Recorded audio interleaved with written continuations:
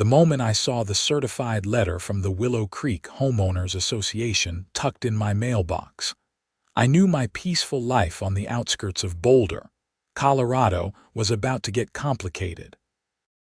I had moved into my property 6 months ago, a beautiful 3-acre lot that sat at the end of a private road connecting to the main subdivision. The previous owner, an elderly man named Gerald, had lived there for 30 years without any issues. The property featured a modest ranch-style house, spectacular views of the Flatirons, and yes, a dirt driveway that wound from the main road to my garage.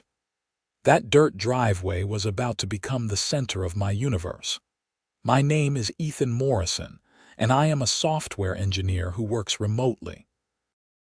I chose this property specifically because it offered privacy and a connection to nature while still being close enough to Boulder for groceries and the occasional meetup with colleagues. The dirt driveway never bothered me. In fact, I liked it. It had character, and it reminded me of my grandfather's farm in rural Montana where I spent my summers as a kid. I opened the letter standing right there by my mailbox, the late September sun warming my face. The contents made my blood pressure spike immediately. Dear Mr. Morrison, it has come to the attention of the Willow Creek Homeowners Association board that your property at 4582 Pine Valley Road is in violation of Article 7, Section 3 of the HOA Covenants and Restrictions. Specifically, your driveway does not meet the standards required for properties within our community. All driveways must be paved with asphalt or concrete and maintained in good condition. You have 30 days to remedy this violation or face fines of $200 per day until compliance is achieved. Sincerely, Patricia Hendricks, HOA President.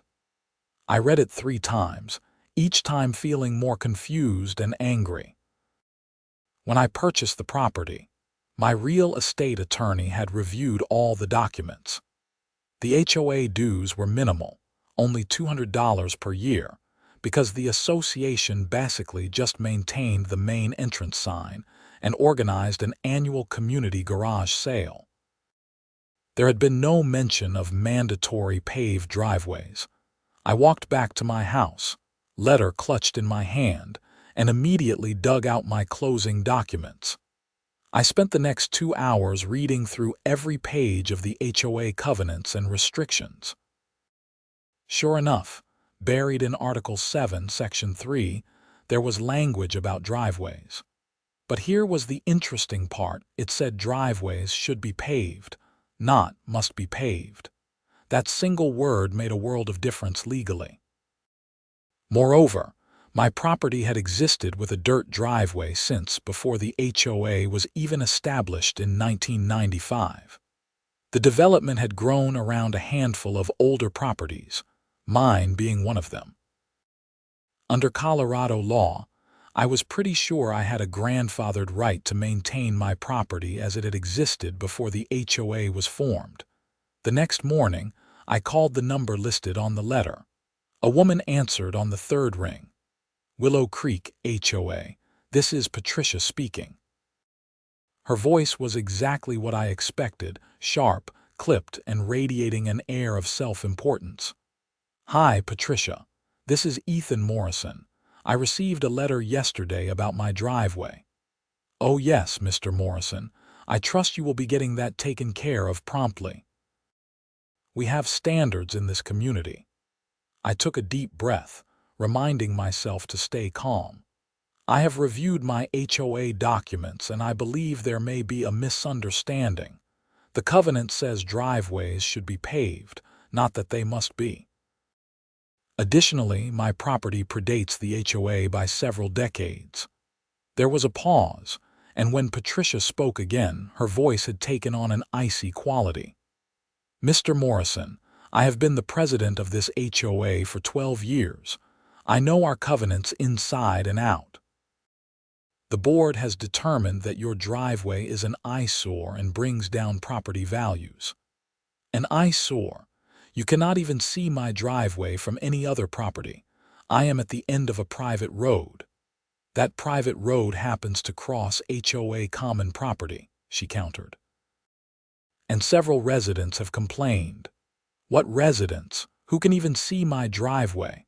That is confidential. Regardless, you have 29 days remaining. I suggest you start getting quotes from paving companies. She hung up before I could respond.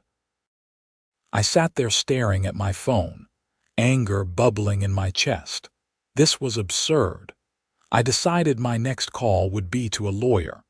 Thomas Chen was a real estate attorney in Boulder who came highly recommended. His office could see me that afternoon, so I gathered all my documents and drove into town. His office was in a renovated Victorian house near Pearl Street, all hardwood floors and tall windows. Thomas was younger than I expected, probably in his mid-30s, with an easy smile and sharp eyes. He spent 30 minutes reviewing my documents while I sat in a leather chair and tried not to fidget. Finally, he looked up. "This is interesting. You are right about the language. Should versus must is significant, and the grandfather clause is likely in your favor. Colorado law is pretty clear about properties that predate HOA formation. So I do not have to pave my driveway. Legally, no, you probably do not. But here is the thing, HOA disputes can get messy and expensive. Even if you are in the right, they can make your life difficult with constant violations, fines, and legal fees. Sometimes it is easier to just comply." I shook my head. "It is not about the driveway anymore, it is the principle. They cannot just bully people into spending thousands of dollars on unnecessary improvements."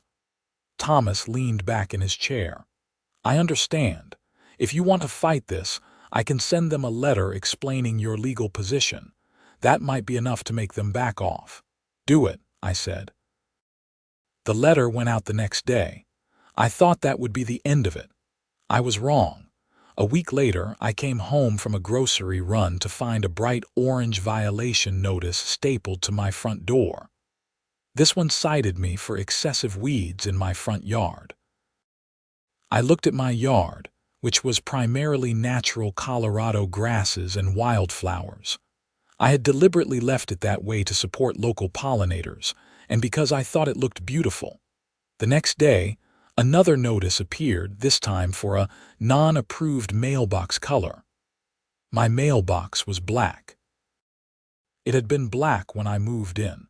It had been black for probably 30 years. I called Thomas again. "They are retaliating."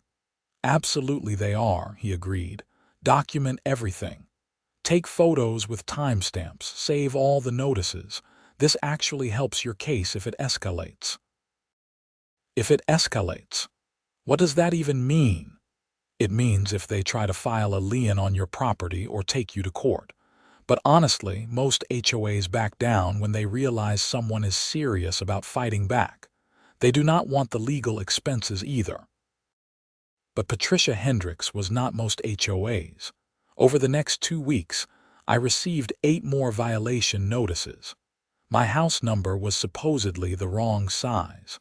My garage door needed repainting even though the paint was perfectly fine. I had parked my truck facing the wrong direction in my own driveway. The violations were increasingly absurd and petty. I attended the next HOA board meeting, which was held in the community clubhouse on a Thursday evening. The clubhouse was a small building near the main entrance, with a meeting room that held about 30 people. When I arrived, there were maybe a dozen residents scattered in chairs, most of them older couples who looked bored. Patricia sat at a table in the front with 4 other board members. She was exactly what I had pictured, mid-50s, blonde hair in a severe bob, wearing a business suit that looked expensive and uncomfortable. Her lips were pressed into a thin line as she reviewed papers in front of her. The meeting started with routine business, approving the minutes from last month, discussing the budget for Christmas decorations at the entrance, debating whether to hire a new landscaping company. It was mind-numbingly boring. Finally, Patricia said, "New business." "Mr. Morrison, I see you are here. Would you like to address the board?" I stood up, my notes in hand. "Yes, thank you. I want to discuss the violation notice I received regarding my driveway. I have reviewed the covenants extensively, and I believe my property is grandfathered under Colorado law." My attorney agrees. Patricia did not even blink. "Your interpretation is incorrect. The board has voted, and we have determined that all properties, regardless of age, must comply with current standards." "That is not how the law works," I said, trying to keep my voice level. "You cannot retroactively enforce new standards on existing properties that predate the HOA." One of the other board members, an older man with white hair, cleared his throat. "Perhaps we could table this discussion and have our attorney review the situation." Patricia shot him a look that could have frozen water. "That will not be necessary, George. The matter is settled." "Actually, it is not settled," I said, "and the harassment needs to stop. I have received 10 violation notices in 2 weeks, all of them frivolous. This is clearly retaliation." "Retaliation?" Patricia's voice rose. "We are simply enforcing the rules that everyone else follows. If you cannot abide by our community standards, perhaps you should consider living elsewhere." The room had gone silent. A few people were watching with interest now. "I have lived here for 6 months without any issues. These violations only started after I questioned the driveway notice. That is the definition of retaliation." Patricia stood up, her hands flat on the table. "This meeting is not the place for personal grievances. If you have a legal dispute with the HOA, you can take it up with a judge. Now, if there is no other business, I move to adjourn." The meeting ended and people filed out quickly, avoiding eye contact with me.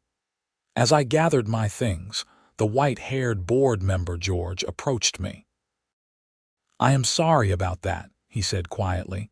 "Patricia can be difficult. For what it is worth, I think she is wrong about the driveway, but she has the other board members under her thumb." "Why do people let her get away with this?" George shrugged. "Most folks just want a quiet life. They pay their dues and ignore the HOA. Patricia thrives on the power. She retired early from some corporate job and has nothing better to do than micromanage everyone." "Well, I am not backing down. I figured as much. Be careful, though. Patricia holds grudges." Over the next week, the situation deteriorated further. I received a notice that I was being fined $200 per day for the driveway violation, starting immediately. I also received a bill for $1,200 for the various other violations. Thomas filed a motion for an injunction to stop the fines while we sorted out the legal issues. We had a court date set for 6 weeks out. Then, on a Tuesday morning in late October, things took a dramatic turn. I was working at my desk when I heard heavy equipment rumbling up my driveway. I ran outside to find a dump truck and a bulldozer coming toward my house. I ran down the driveway, waving my arms. "Stop! What are you doing?" The driver of the bulldozer, a middle-aged guy in a hard hat and reflective vest, climbed down looking confused. "We got a work order to pave this driveway. You are Morrison, right?" "I am, and I did not authorize any paving. Who sent you?" He pulled out a paper. "Says here the HOA authorized it. We are supposed to do the work and bill the homeowner." "Absolutely not. You need to leave right now. I did not approve this, and you do not have permission to be on my property." The driver looked uncomfortable. "Look, man, I just do what the work order says. You need to take it up with whoever hired us." "I am taking it up with you right now. This is my private property and you are trespassing. Leave immediately or I am calling the police." He held up his hands. Okay, we are going, but our company is still going to charge for the mobilization. Send the bill to the HOA. They are the ones who wasted your time. The trucks turned around in my yard, tearing up some grass in the process, and rumbled back down the driveway. I immediately called Thomas. They tried to have my driveway paved without my permission. Can they do that? Absolutely not. That is trespassing at minimum, possibly destruction of property depending on how you want to frame it. Did you get the company name? Yes, it is on the side of the truck. I gave him the information. Good, I am going to file an emergency motion. This has gone way too far. You might also want to file a police report. I called the Boulder County Sheriff's Office and explained the situation. A deputy came out that afternoon, took my statement, and gave me a report number. He was sympathetic but explained that unless they came back and actually caused damage, there was not much criminal action to take. It was primarily a civil matter. That night, I could not sleep. I kept running through scenarios in my head. Patricia was escalating things to an insane degree. The woman was unhinged, but I was not going to be bullied off my property. The next morning, I decided to do some research. I wanted to know exactly what I was dealing with. I started by pulling up property records and maps of the subdivision. That was when I noticed something very interesting. The private road that led to my property did not just serve my house.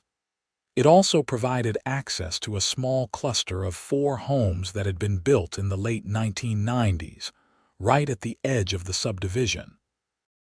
These homes were technically part of the HOA, but they were separated from the main development by a green belt and some topography. More importantly, the road that served those 4 houses crossed through my property. According to the property records, there was an easement granted decades ago, allowing access across the corner of my land. I studied the maps more carefully. The main subdivision had 2 entrance points off the highway. But these 4 houses, they could only access the highway by using the private road that crossed my property. A slow smile spread across my face. If Patricia wanted to play hardball, I could play too. I called Thomas. I need to know the exact legal parameters of the easement on my property. What are you thinking? He asked, suspicion in his voice. Just exploring my options. Can someone block an easement if the easement holder is causing them harm? There was a long pause. Ethan, you need to be very careful here. Blocking an easement, even if you feel justified, can land you in serious legal trouble. But hypothetically, could I? Hypothetically, there are circumstances where easement rights can be challenged or temporarily suspended, especially if the dominant estate holder is engaging in harassment or causing damage. But you would need a court order. You cannot just take matters into your own hands. What if I am not blocking it, just exercising my property rights in a way that happens to make it inconvenient? Ethan, seriously, do not do anything rash. We have a court date coming up. Let the system work. But I was done letting the system work at its glacial pace. Patricia had tried to have construction crews come onto my property without permission. She was fining me hundreds of dollars a day. She needed to understand there were consequences. I spent the rest of the day refining my plan. The easement crossed the northwest corner of my property, where the private road curved through a narrow section between some large boulders and a steep hillside. The easement was 15 feet wide, which was just enough for the road. What I needed was a legitimate reason to use my own property in a way that would make accessing the easement difficult but not impossible. And then it hit me. I could start a construction project. I called a fencing company in Boulder. I need to get some quotes for a fence on my property. Can someone come out tomorrow? The next afternoon, a guy named Rick came out with a measuring tape and a tablet. I showed him around the property line, making sure we walked through the area where the easement was located. I want a fence along this entire section, I said, gesturing to the northwest boundary. And I am thinking about putting in a gate right here. I pointed to a spot just before the easement began. Rick nodded, making notes. We can do that. You want wood, vinyl, or metal? Wood is fine. How long would the installation take? For this length, probably a week, but we would need to get permits and mark utilities first. The whole process, start to finish, maybe 3 weeks. Perfect. But here is the thing. I need to start clearing the area and staging materials as soon as possible. Can you deliver materials before the installation crew arrives? Rick shrugged. Sure. We usually deliver materials a day or two before the crew comes, but if you want them earlier, we can arrange that. You would need to pay a deposit. Not a problem. I want the materials delivered next week. Stack them right along here. I walked along the edge of the easement, staying just on my property side. After Rick left, I called a landscaping supply company. I ordered 10 cubic yards of topsoil, 20 bags of mulch, 6 large boulders for decorative landscaping, and a dozen young aspen trees. Delivery for the following Tuesday. Then I called a gravel company and ordered 20 tons of driveway gravel, ironically enough for my dirt driveway. I had them schedule delivery for the same day as the landscaping supplies. I was careful to make sure everything would be placed on my property, not on the easement itself. But strategically placed materials could make navigating the narrow road section very, very difficult. The following Tuesday morning, the deliveries began. The topsoil was dumped in a massive pile right at the edge of my property, close enough to the road that trucks would have to navigate carefully around it. The boulders were placed artistically, but also strategically. The fence materials were stacked in neat rows. By noon, the narrow section of road that crossed my property looked like a construction obstacle course. It was still technically passable. A vehicle could carefully weave through, but it would require patience and skill. I was standing back admiring my handiwork when I heard a car horn blaring. A silver Mercedes SUV was trying to navigate through the construction materials, and the driver was not happy. I walked down to see what the fuss was about. The driver's window rolled down, and I was unsurprised to see Patricia's angry face glaring at me. "What the hell is this?" she demanded. I am starting some landscaping projects, putting in a fence, planting some trees, improving my property." "You are blocking the road." "No, I am not. The road is still passable. All of this is on my property, not on the easement." "Barely passable. This is deliberate," I smiled. "Is it? Because I am just exercising my property rights, doing some improvements. You are familiar with property improvements, right? Like paving driveways." Her face turned red. "You cannot do this. There are people who need access through here, and they have access. They just need to be careful, maybe drive a smaller vehicle, or, walk if it is too difficult." This is harassment. The irony was so thick you could cut it with a knife. "Harassment? Patricia, you have sent me 15 violation notices in 3 weeks. You have fined me thousands of dollars. You tried to send construction crews onto my property without permission, and I am the one harassing you. Those were legitimate HOA violations. And this is legitimate property improvement. Now, if you will excuse me, I have work to do." She tried to say something else, but I walked back up to my house. Through my window, I watched her carefully maneuver her Mercedes through the obstacle course, scraping her undercarriage on a rock at one point. It took her about 10 minutes to get through a section that normally took 30 seconds. The phone calls started within an hour. First, Thomas called. "Ethan, what did you do? I just got a furious call from the HOA attorney saying you have blocked an easement." "I have not blocked anything. I am doing legitimate construction and landscaping on my property."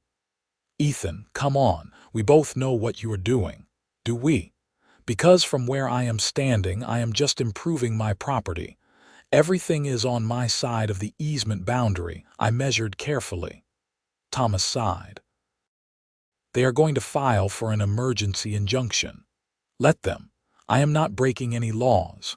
The second call came from a number I did not recognize. When I answered, a man's voice said, "Mr. Morrison, this is David Patterson. I live at 4620 Pine Valley Road. I am one of the residents who needs to use the road through your property." "Okay, what can I do for you?" "I heard you have some construction materials blocking the road. My wife has a doctor's appointment tomorrow and she is worried about getting through." His tone was polite, not accusatory. I softened a bit. "The road is passable, but I understand it is inconvenient right now. I am doing some property improvements. I will try to have things cleaned up as quickly as possible." "I appreciate that. Look, I do not know what is going on between you and the HOA. Patricia called me ranting about something, but honestly, I try to stay out of HOA drama. I just need to be able to get to my house." "I understand. The road is definitely accessible. It just requires some careful driving. If your wife is not comfortable navigating it, I am happy to help guide her through." There was a pause. "That is decent of you. Thank you." After I hung up, I felt a small pang of guilt. David and his neighbors were collateral damage in my fight with Patricia. But they were also part of the HOA, part of the system that was allowing Patricia to harass me. Still, I did not want to hurt innocent people. I made a decision. I would keep the obstacle course in place for a week, just long enough to make my point, and then I would clear enough space to make passage easier while still maintaining my construction staging area. But Patricia escalated before I got the chance. 2 days later, on a Thursday morning, I woke up to find a sheriff's deputy at my door. My heart sank. This was exactly what Thomas had warned me about. "Mr. Morrison, I have a court order here." He handed me a document. I scanned it quickly. The HOA had filed for an emergency temporary restraining order, and a judge had granted it. I was ordered to immediately clear the easement area to allow unobstructed passage. "I understand," I told the deputy. "But just so we are clear, none of my materials are actually on the easement. They are on my property." "That is for the court to sort out, sir, but the order says you need to provide clear access. If you do not comply, you could be held in contempt." "When is the hearing?" "Says here, Monday at 9 a.m. After the deputy left, I called Thomas.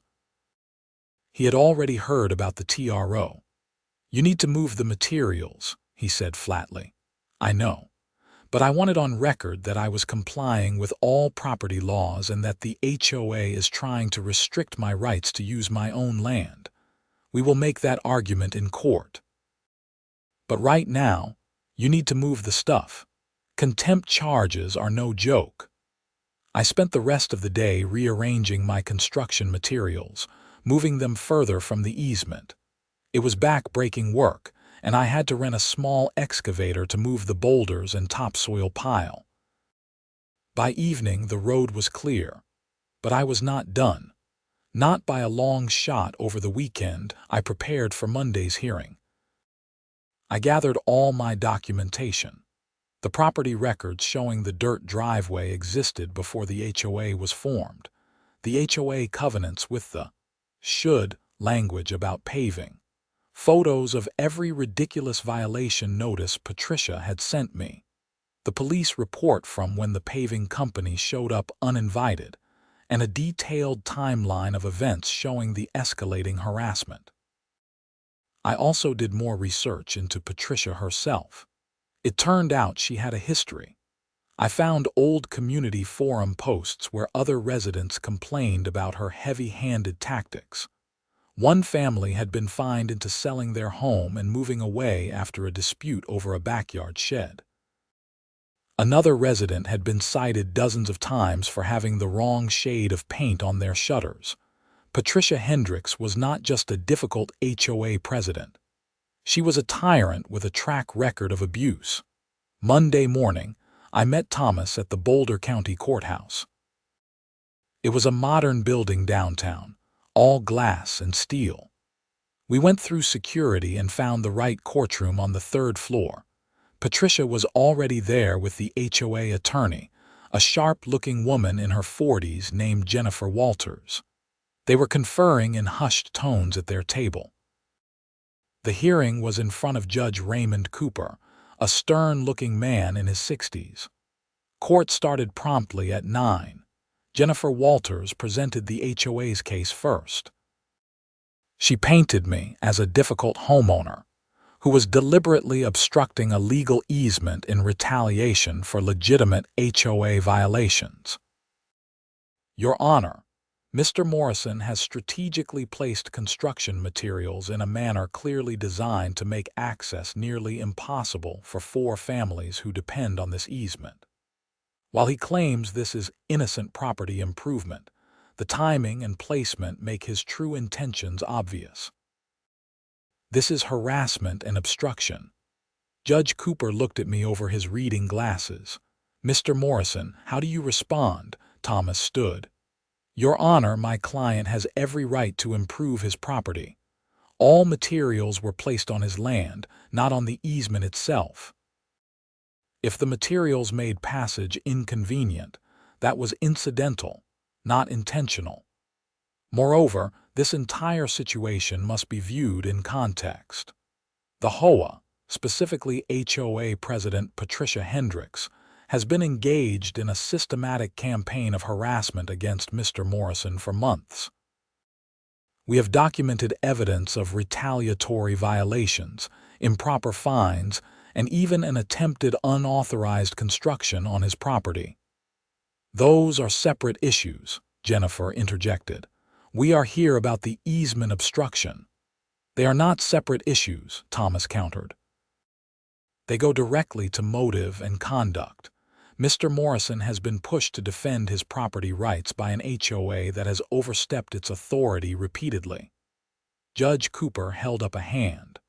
I have reviewed the filings. Mr. Morrison, the TRO is dissolved since you have cleared the easement. However, I am going to issue a formal order. You must maintain clear and reasonable access through that easement at all times. You can do your property improvements, but not in a way that substantially interferes with the easement rights. Understood? Yes, Your Honor, I said. Good. Now, as to the broader dispute, I am setting a full hearing for 4 weeks from today. At that time, we will address the driveway issue, the HOA violations, and any other claims. Both sides will submit briefs, and Miss Walters, Mr. Chen, I strongly encourage your clients to attempt mediation before we meet again. These HOA disputes have a way of spiraling out of control, and nobody wins when that happens. We all agreed and were dismissed. In the hallway outside the courtroom, Patricia confronted me. You think you are clever, but you are not, she hissed. You are going to pay every penny of those fines plus legal fees. I will make sure you regret ever moving into Willow Creek. Is that a threat? Thomas asked, pulling out his phone. Because I am recording this conversation. Patricia's eyes widened and she turned on her heel, marching away with Jennifer hurrying after her. That was helpful, Thomas said, actually recording now. Explicit threats. I will add this to our evidence file. The next few weeks were relatively quiet. I continued with my actual landscaping projects, being careful to keep everything away from the easement. The fence went up, and I planted the aspen trees. The property was starting to look really nice.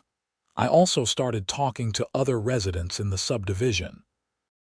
I wanted to know if others had problems with Patricia and the HOA board. What I found was shocking. Nearly a dozen homeowners had horror stories. A retired couple had been fined for having a bird feeder that allegedly attracted pests. A young family was cited because their children's chalk drawings on their driveway were considered graffiti. A veteran was told his American flag was too large and violated HOA regulations about flagpoles. The more I dug, the more I realized Patricia had created a culture of fear. Most people just paid the fines and complied with her demands because fighting was too expensive and stressful. But something interesting was happening. Word of my fight was spreading, and people were starting to push back. 3 homeowners contacted me to ask about joining forces for a class action complaint about HOA abuse. I put them in touch with Thomas, who was intrigued by the idea. If we can show a pattern of harassment and improper conduct, it strengthens everyone's case. And it might be enough to force the board to remove Patricia. 2 weeks before our scheduled court hearing, I received an email from David Patterson, the neighbor whose wife had the doctor's appointment. He wanted to meet for coffee. We met at a cafe in Boulder on a Saturday morning. David was in his early 40s, fit, with an easy demeanor. He worked as a civil engineer for the city. "Thanks for meeting me," he said as we sat down with our coffees. "I wanted to talk to you about the whole HOA situation." "Sure. Look, I am sorry about the road access thing. I know it affected you and your neighbors." He waved a hand. "Honestly, I get it. Patricia is a nightmare. She cited me 6 times last year for various made-up violations. I just pay the fines because it is easier than fighting. That is what she counts on." "Yeah, well, I am done with it." "A bunch of us are done with it. We want to recall Patricia and elect a new board." I leaned forward. "Really? How do you do that?" "The HOA bylaws allow for a special election if 20% of homeowners sign a petition. There are about 200 homes in the development, so we need 40 signatures. I have already got 23 people committed. I am hoping you will sign and maybe help us get more." "Absolutely. What is the timeline? We want to move fast." "Get the signatures this week, submit the petition, and force a vote within 30 days. If we can get Patricia out before your court date, it might resolve a lot of issues." We spent the next hour strategizing. David had a list of residents he knew were unhappy with the HOA. I had my list from my research. Between us, we had a good network. Over the next 5 days, we went door to door, explaining the recall process and asking for signatures. The response was overwhelmingly positive. People were fed up. By Friday, we had 63 signatures, well over the required threshold. David submitted the petition to the HOA board that evening. Patricia's response was volcanic.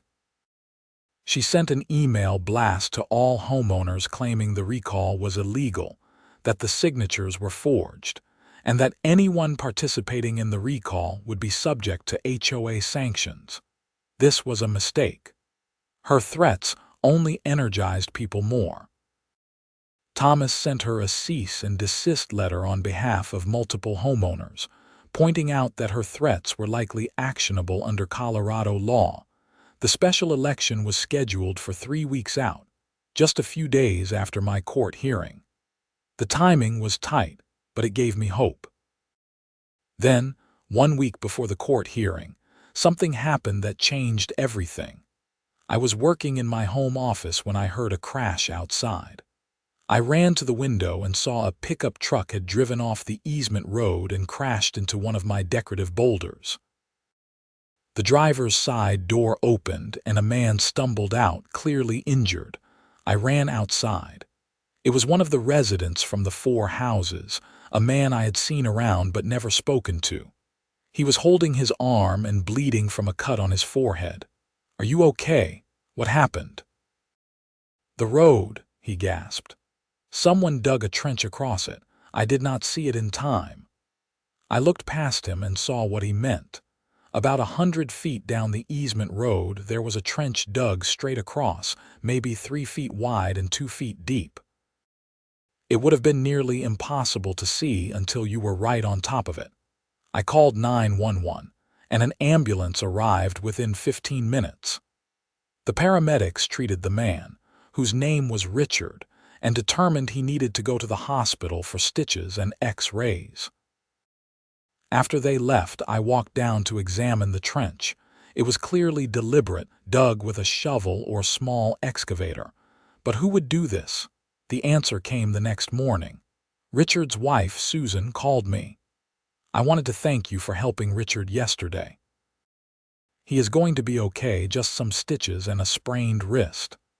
"I am glad he is all right. Do you have any idea who dug that trench?" There was a pause. "Actually, yes. Richard was going to tell the police, but I wanted to talk to you first. He saw who did it."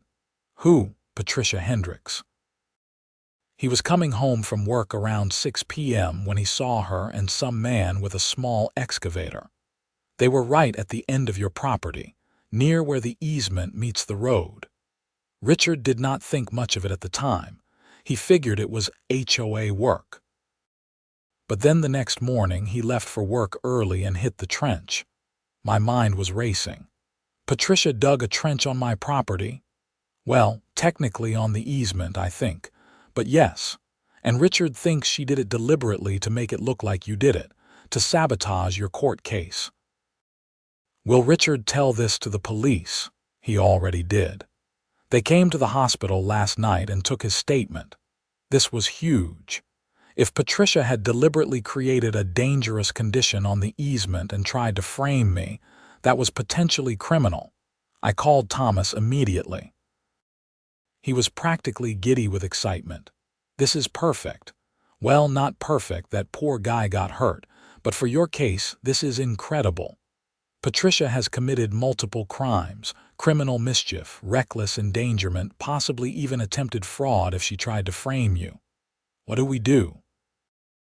"Nothing. Let the police handle it, but I am going to make sure the prosecutor knows about all the context, all of Patricia's harassment and abuse of power. This could be the thing that finally brings her down." The police investigation moved quickly. Detectives interviewed Richard, examined the trench, and pulled phone records. It turned out Patricia had called an excavation company the day before the trench appeared, though the company said they had refused the job because she did not have proper permits. So Patricia had apparently done it herself, or with the help of the mysterious man Richard had seen. Security camera footage from a neighbor's ring doorbell caught Patricia's Mercedes driving down the easement road around the time Richard saw her. 3 days before our court hearing, Patricia Hendricks was arrested. The charges were criminal mischief, reckless endangerment, and filing a false police report. She had apparently tried to report me for digging the trench before Richard came forward with his statement. The arrest made the local news. HOA president arrested after homeowner injured in property dispute. The story detailed the ongoing conflict, including my fight over the driveway and the recall petition. Public opinion swung heavily in my favor. The comments on news articles and social media were almost universally supportive of me and critical of Patricia and HOA overreach. The court hearing was almost anticlimactic. Jennifer Walters appeared on behalf of the HOA but looked utterly defeated. Without Patricia driving the agenda, the board had met and decided to drop all fines against me and acknowledge my right to maintain my dirt driveway as a grandfathered property. Judge Cooper reviewed the settlement agreement. "Mr. Morrison, you are satisfied with this resolution?" "Yes, Your Honor." "Good. The HOA will pay your legal fees, all fines are rescinded, and your property rights are confirmed. Case closed." I shook hands with Thomas outside the courtroom. "Thank you for everything. Thank you for being a client willing to fight." Too many people just roll over for HOAs. The special election happened the following week. Patricia, out on bail, tried to defend her actions in a letter to homeowners. She claimed she was protecting property values and that I was the real villain. Almost nobody bought it. She lost the election in a landslide. David Patterson was elected as the new HOA president, along with a slate of reform-minded board members. Their first action was to amend the HOA covenants to eliminate vague and subjective rules, establish clear appeal processes for violations, and limit the board's authority to levy fines without homeowner approval. Patricia's criminal case took several months to resolve. She eventually pleaded guilty to reckless endangerment and criminal mischief in exchange for having the false report charge dropped. She received a suspended sentence, probation, a fine, and was ordered to pay restitution to Richard for his medical bills and vehicle damage. Richard ended up being fine, though he traded in his damaged truck for a new one. He and I became friendly, often waving when he drove past my property. My dirt driveway remained unpaved, a symbol of the whole ordeal. I did eventually put down some fresh gravel and graded it properly, so it was smooth and functional. But it stayed dirt, and I loved it. The fence and landscaping projects I had started turned out beautifully. The aspens leafed out in spring, their leaves shimmering gold in the fall. The boulders became a favorite spot for lizards to sun themselves. My property felt like home. Looking back, the whole experience was exhausting and stressful, but also empowering.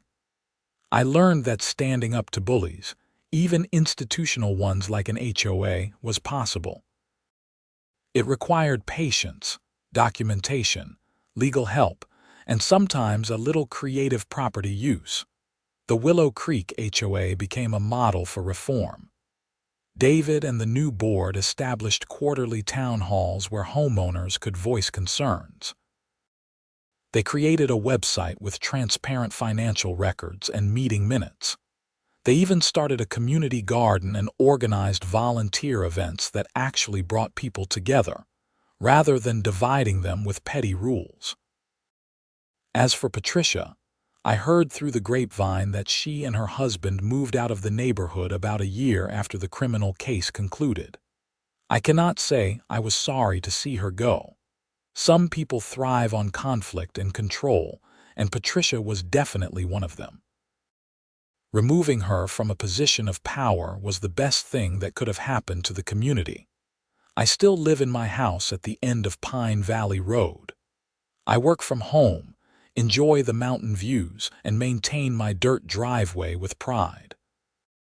Every time I drive up it, hearing the gravel crunch under my tires, I think about the battle I fought and won. The experience taught me several important lessons. First, know your rights and do not be afraid to defend them. Second, document everything when dealing with difficult people or organizations. Third, find allies because collective action is powerful. And fourth, sometimes the fight is not really about a dirt driveway or a fence or any specific thing. It is about principle, dignity, and refusing to be pushed around. A few months ago, I got a letter in the mail.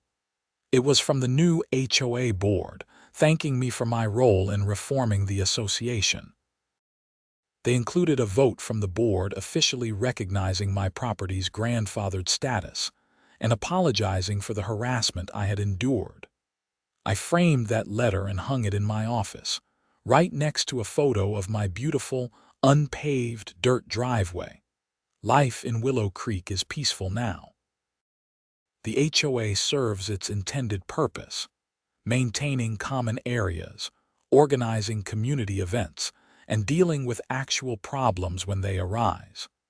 There are no more petty violation notices, no more harassment, no more power-hungry board presidents making people's lives miserable over nonsense. I sometimes think about what would have happened if I had just given in and paved my driveway when Patricia first demanded it. I would have spent thousands of dollars unnecessarily, and Patricia would have moved on to her next victim. By standing firm, I did not just protect my own rights. I helped protect everyone in the community. The story of my fight with the HOA spread beyond Willow Creek.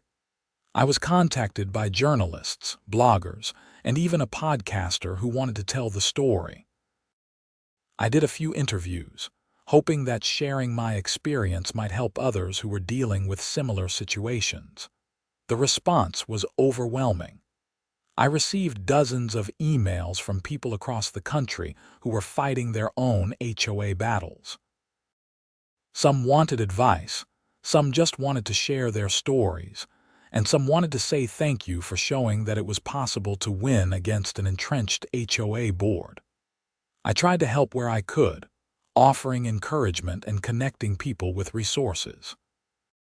Thomas even started a small side practice focused on HOA disputes, inspired by our case.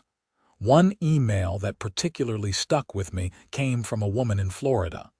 She wrote, "I have been fighting my HOA for 3 years over a similar issue. Reading about your experience gave me the courage to keep going. I just won my case. Thank you for showing that one person can make a difference. That is what it is really about, making a difference.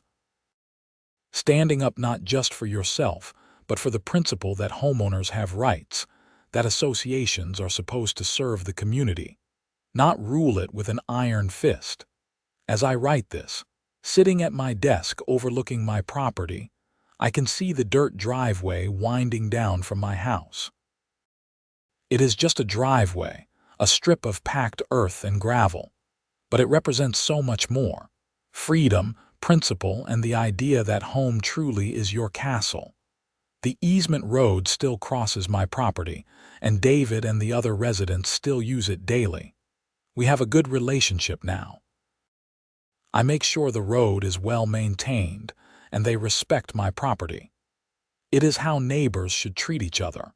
Every so often, I see a new resident moving into the neighborhood. I usually introduce myself and share a bit of advice. Get to know your HOA rules, attend meetings, and never be afraid to question authority when something does not seem right. Most people nod and thank me, probably thinking I am just a quirky neighbor with opinions. But some people get it. They understand that communities are built not just on rules and regulations, but on mutual respect and the willingness to stand up for what is right. The whole experience changed me in subtle ways. I am more confident, more willing to speak up when I see injustice. I am also more aware of how easily power can corrupt, even in something as mundane as a homeowners association. But mostly, I am just grateful. Grateful for Thomas and his legal expertise, for David and the other residents who supported the recall, for Richard who told the truth about what he saw, and for a legal system that ultimately worked the way it was supposed to. My dirt driveway is here to stay, a permanent reminder that sometimes the little guy wins. And honestly, that is a pretty great feeling. As the sun sets behind the flatirons, casting long shadows across my property, I pour myself a beer and sit on my back deck. The aspens rustle in the evening breeze. A deer picks its way carefully along the tree line. The world is peaceful. Tomorrow, I will wake up and work from home, probably take a walk in the afternoon, maybe drive into Boulder for groceries. It is an ordinary life, exactly what I wanted when I moved here. But I will always know that when my ordinary life was threatened, when someone tried to bully me into submission, I stood my ground. I fought back smart, with lawyers and documentation, and a little bit of creative property management. And I won. The dirt driveway that started it all remains unpaved, exactly as it should be. Every time I drive on it, I smile, because it is not just a driveway anymore. It is a testament to the power of standing up for yourself, of refusing to be pushed around, and of fighting for what is right. That is worth more than any paved surface ever could be.